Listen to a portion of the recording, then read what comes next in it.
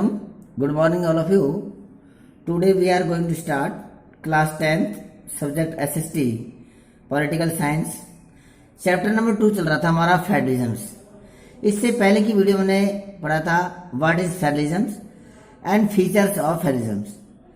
Today we are going to start what makes India a federal country. आज का जो हमारा टॉपिक है कि what make India a federal country.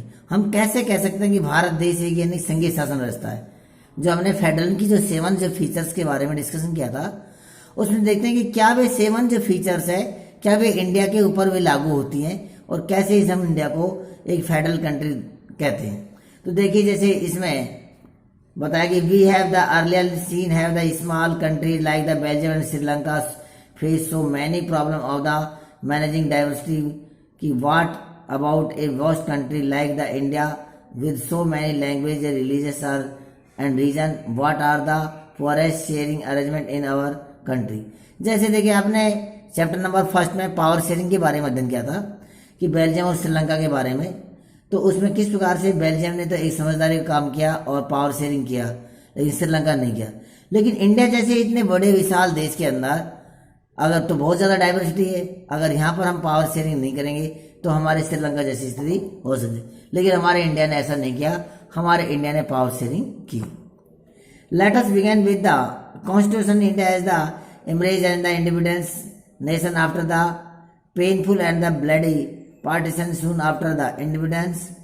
Several the principal state become a parts of the country.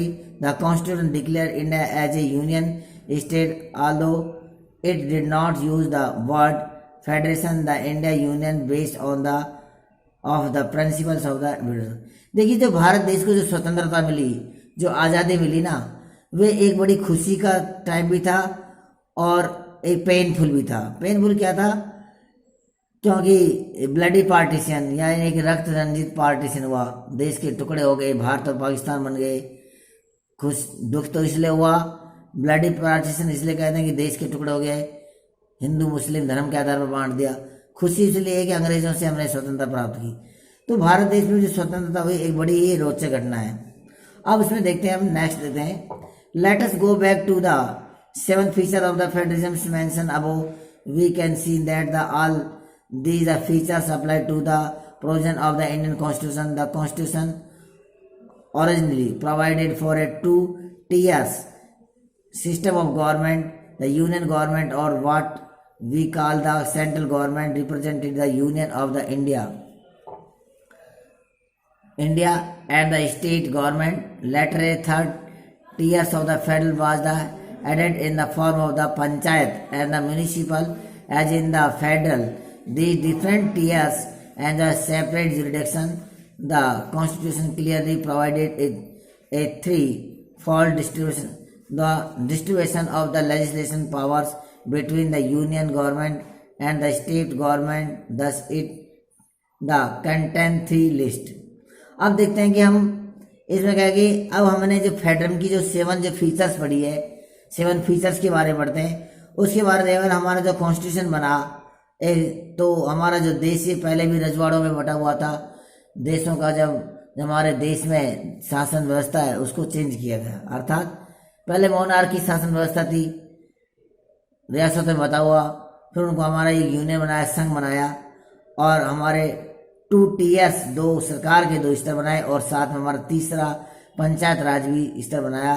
Rural area panchayat राज और जैसे शहरों में म्यूनिसिपल यानी नगर पालिका और नगर निगम जैसी यानी ऐसा प्रावधान किया. तो ये सारी कंडीशंस हमारे भारत देश के ऊपर भी कैसे एक संघ बना.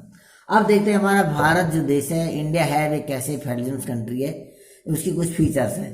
जैसे नंबर 1 है यूनियन लिस्ट. यूनियन लिस्ट को हम हिंदी में कहते हैं संघ सूची.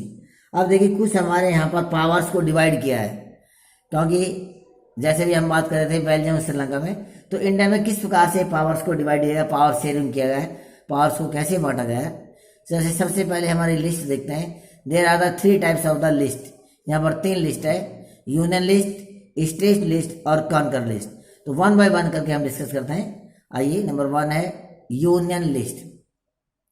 यूनियन लिस्ट जिसे हम संघ सूची कहते हैं, including subjects of the nation importance such as the defense of the country, the foreign affairs, banking, communication and the currency.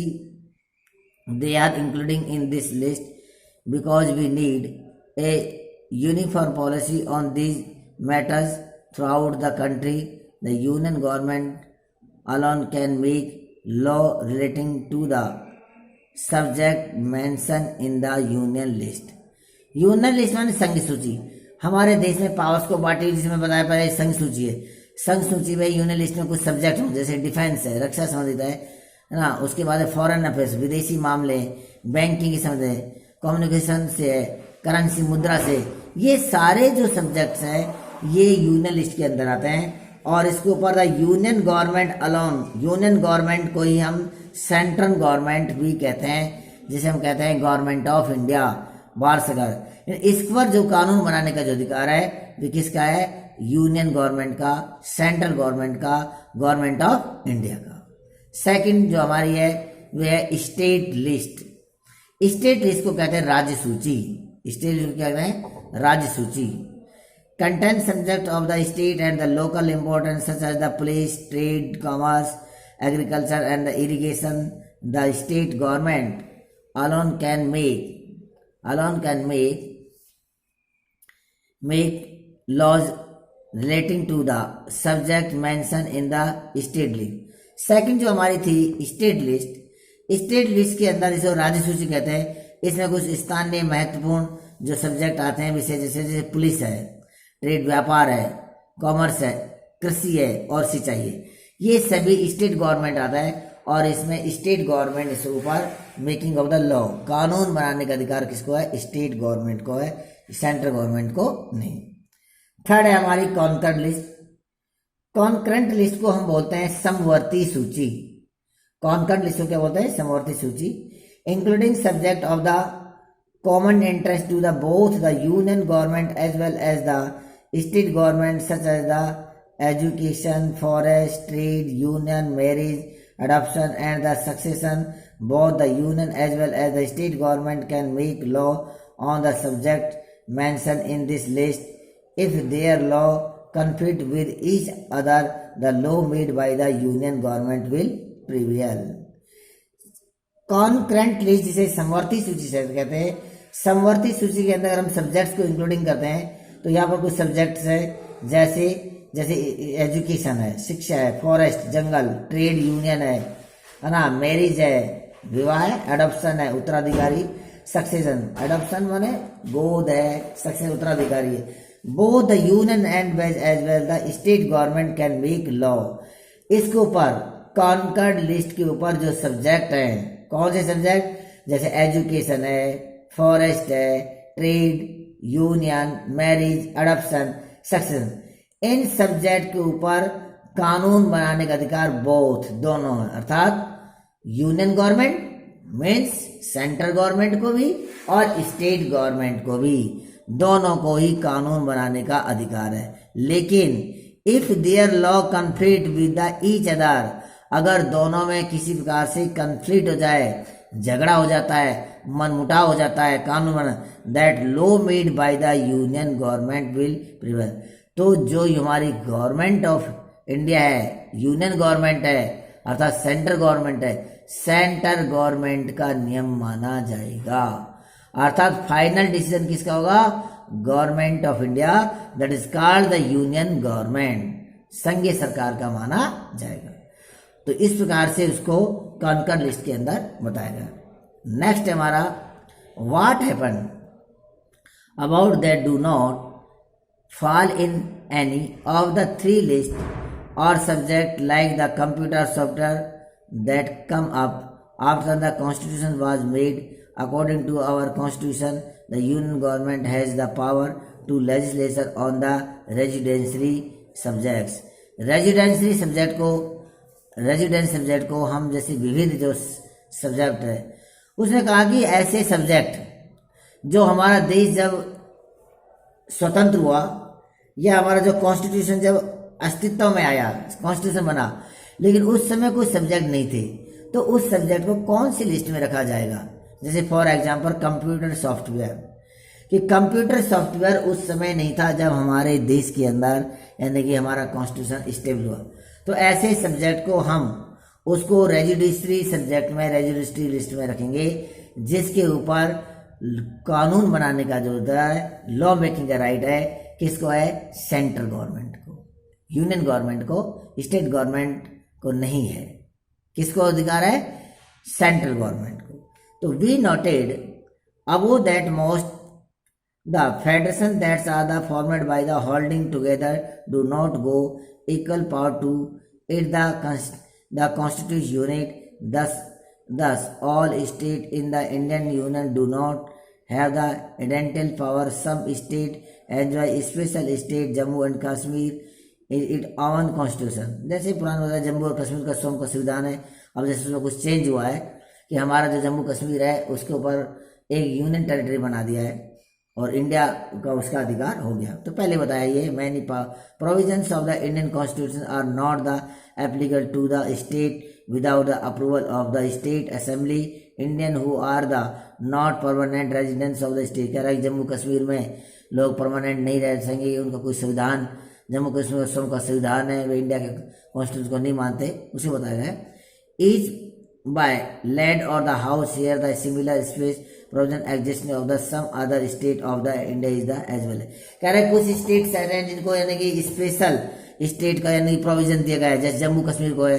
अगर नॉर्थ ईस्टर्न की स्टेट देखते हैं, जैसे हमारा अरुणाचल प्रदेश है, मेघालय, मिजोरम, नागालैंड है, ये कुछ पिछड़े हुए जो स्टेट है उसको स्पेशल स्टेट का भी दर्जा दिया गया है ताकि भी अपना डेवलपमेंट कर सके।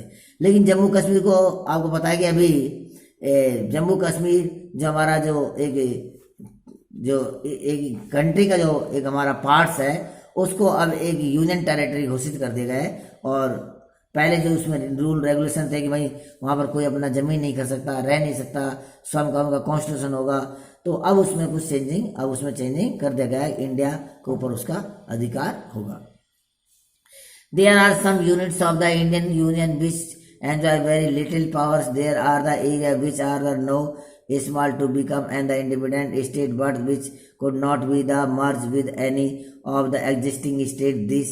These are like the Chandigarh or the Lakshadweep or the capital city of Delhi are called the Union Territory. These territories do not have the power of a state. The central government has special power in the running these area. जैसे हमारे कुछ क्षेत्र ऐसे union territory, जैसे हम कहते हैं केंद्र शासित प्रदेश हैं, जैसे हमारे दिल्ली है, चंडीगढ़ है ना, दिल्ली है, चंडीगढ़ है, लक्षद्वीप है, अंडमान निकोबार है, ऐसे भी हमारे ऐसे यूनियन टेरिटरी है जिनके ऊपर यानी कि सेपरेट जो स्टेट नहीं है, अपनी गवर्नमेंट नहीं बनती और सेंट्रल गवर्नमेंट को उसका अधिकार होता है। तो ऐसे भी हमारे वहां पर शासन व्यवस्था का रूप बताया। The sharing of the power between the union government and the state government is based to the structure of the constitution।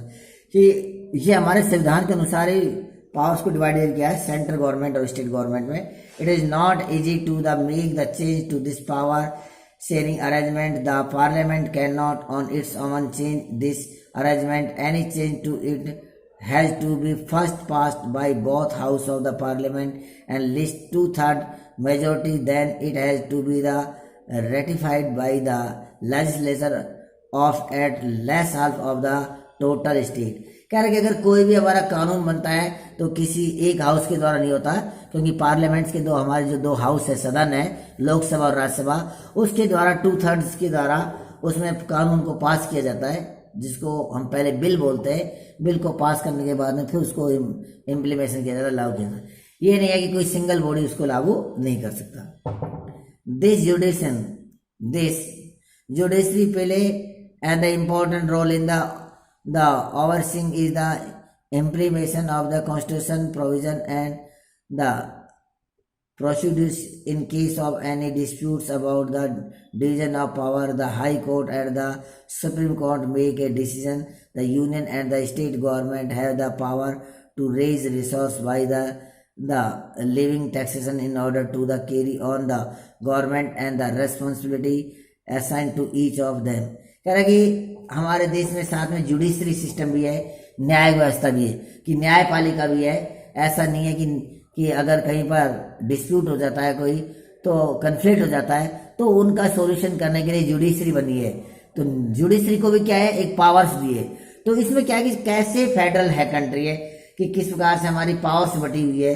तो जुडिशरी बनी हुई है, और जैसे हमारे सबॉर्डिनेट कोर्ट्स हैं, सबॉर्डिनेट कोर्ट के ऊपर हर स्टेट के अंदर हाई कोर्ट्स हैं, हाई कोर्ट्स बने हुए हैं। और हाई कोर्ट से भी कोई व्यक्ति अपने संतुष्ट सेटिस्फाई नहीं होता तो वे सुप्रीम कोर्ट, जो हमारे कंट्री में एक ही दिल्ली में सुप्रीम कोर्ट है, उसमें कोर्ट बनाओ, उसमें भी अपना यानी कि अपील कर कर अपने जो राइट्स हैं, कंपनसेशन है, जो भी उसके राइट्स हैं उसको मान सकता है। इसलिए जो हमारी गवर्नमेंट्स है ना, एक तरह से हम कह सकते हैं कि जो पावर्स है हमारी पावर से बिल्कुल बटी हुई है, यानी कि एक पर्सन के हैंड में पावर से नहीं है। तो इस प्रकार से हम कह सकते हैं जो हमारे जो कुछ टॉपिक्स हैं या जिसके जो फीचर्स हैं, तो इसकी वजह से कहता है कि इंडिया जो हमारा है कि इस प्रकार से फेडरल कंट्री है।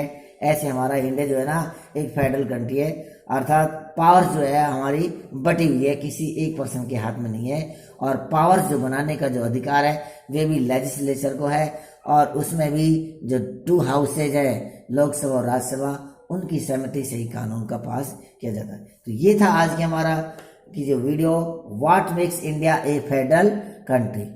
अगर इसके शॉर्ट में नोट्स देखने हो तो आप जो हमारी पिछले साल जो ओल्ड वीडियो है उससे आप नोट्स भी इसको रिटर्न कर सकते हो। और फिर भी अगर आपको कोई प्रॉब्लम हो, क्वेरीज हो, तो आप कमेंट्स करना, आपकी हर प्रॉब्लम का सॉल्यूशन किया जाएगा। Okay, thank you.